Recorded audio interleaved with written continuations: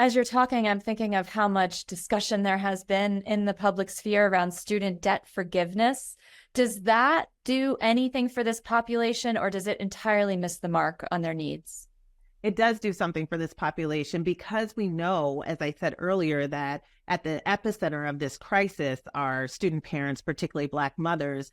And many of those mothers, because those supports aren't in place and because college affordability has not been a priority, they're leaving institutions without a credential that can help them to actually get better paying jobs and family sustaining jobs, which means that you have this incredible amount of debt. You don't have a credential to show for it. You can't get into a higher paying job.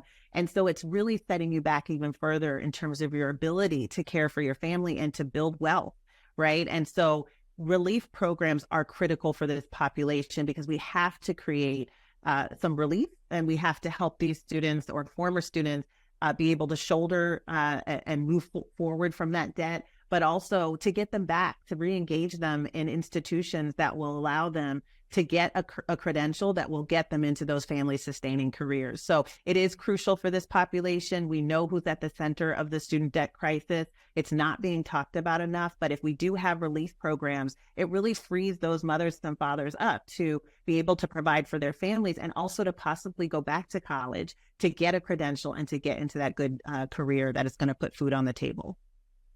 We've talked about so much work here, the systemic work, the work that you're doing both to support student parents and to do research on this segment of the population in the United States. What else is going on in your corner of the world? Are you doing voter engagement? What's next for you over the next few months? Yeah, I mean, it's a busy few months. So we're championing bills at the state and the federal level, looking at legislative opportunities that are going to remove barriers for parenting students, but also for families nationwide, particularly marginalized families.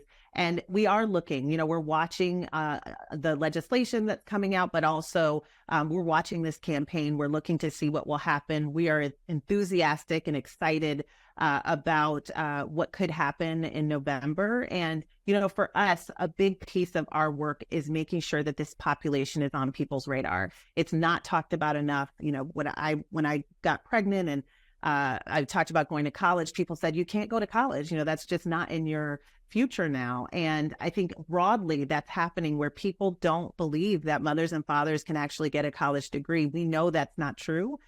We know that they have all of the potential in the world. And what we need to do is create the environment and the conditions that set them up for success. So for us, a lot of this work is about making sure that the student parent population is on people's radar, that it's prioritized, that higher education is accessible to all people, especially mothers and fathers, because we know the generational impacts of a parent getting their degree.